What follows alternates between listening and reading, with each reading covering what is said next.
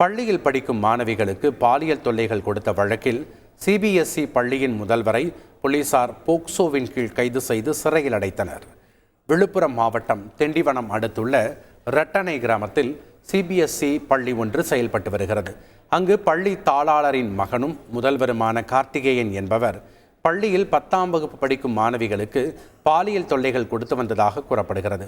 இதுகுறித்து தங்களின் பெற்றோரிடம் மாணவிகள் தெரிவித்த நிலையில் குழந்தைகள் நல பாதுகாப்பு அமைப்பிடம் மாணவிகளின் பெற்றோர் புகார் அளித்தனர்.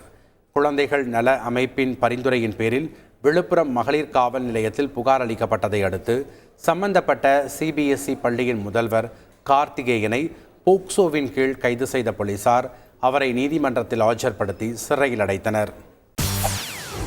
செய்திகளை உடனுக்குடன் தெரிந்து கொள்ள உடனே சப்ஸ்கிரைப் பண்ணுங்க.